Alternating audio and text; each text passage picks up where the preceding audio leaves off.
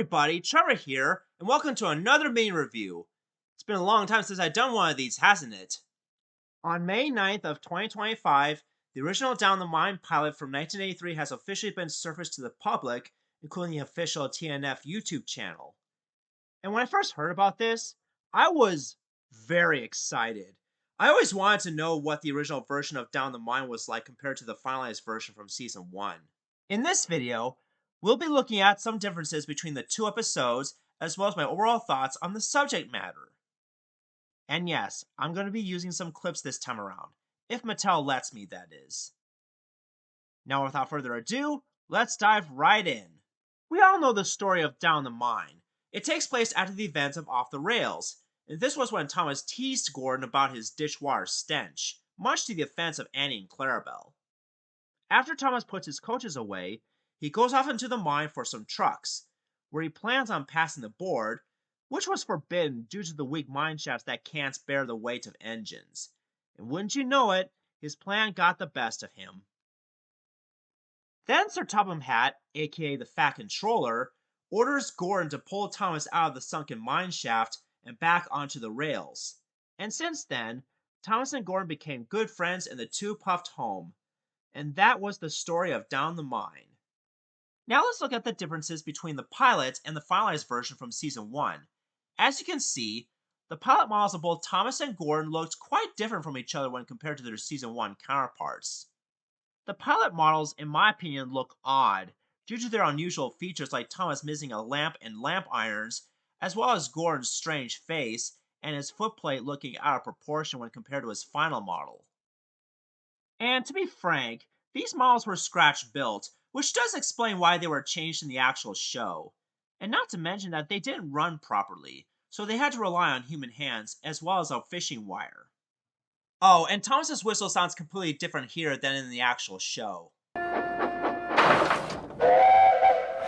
I first heard this, I was like, hey, that's not Thomas's whistle! But then again, this is the pilot, so who am I to complain? There were also some shots from the pilot that were transferred to the final version of Down the Mine, such as Sir Topham Hatt's close-up model in a few shots, as well as Gordon's winch cable that was attached to Thomas, which was sped up in the final version. In addition, there were some narration lines by Ringo Starr that were cut and or altered. Here are some examples. Long ago, miners digging for lead had made tunnels under the ground. Though strong enough to hold up trucks, their roofs could not bear the weight of engines. He had to push the empty trucks into one siding and pull out full ones from another. Come on, waved the fireman. The driver leaned out of the cab to see where they were going. By the way, there were some lines from the UK dub that were added into this pilot, as well as reusing certain scenes from the finalized version as part of this restoration. Which is fine, I get it, because I heard there were some unused scenes that were not good enough to use, which would explain why they were lost, just like the original score for the pilot. Speaking of which, in the restored version of this pilot, I was deeply surprised that Mattel hired Mike O'Donnell to make some brand new music cues for this restoration, and boy did he do a fantastic job. One day, Thomas was at the junction when Gordon shuffled in with some trucks.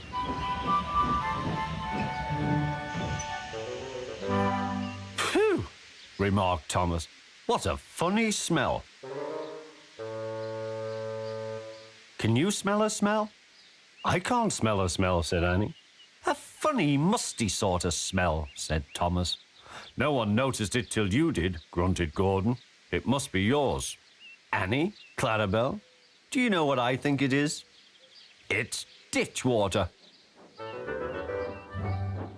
And before the episode starts, we get to see a short behind-the-scenes reel of the making of this pilot with new music by Mike O'Donnell, which in my opinion is a great way to start this restoration. And in terms of early shots of this episode, one known example was when we see a sign that says, engines must not pass this point, which was altered in the final version as, engines must not pass this board. And in my opinion, they're both good signs, but I mostly remember the latter as a kid. And before that scene, we get to see Thomas passing a different sign that says, caution, danger ahead, which was never seen in the final cut. But one of my absolute favorite parts was when they showed the ground disintegrating underneath the track where Thomas fell into. Stupid old boat, said Thomas. There's no danger, there's no danger. Look out, shouted his driver. Come back. Fire and smoke, said Thomas. I'm sunk. And he was. Now that was a cool shot. Oh, and I also love the earlier ending where Thomas and Gordon formed an alliance but with different dialogue. I'm sorry I was cheeky, said Thomas. That's all right, Thomas. You made me laugh. I'm in disgrace, Gordon went on pathetically. I feel very low.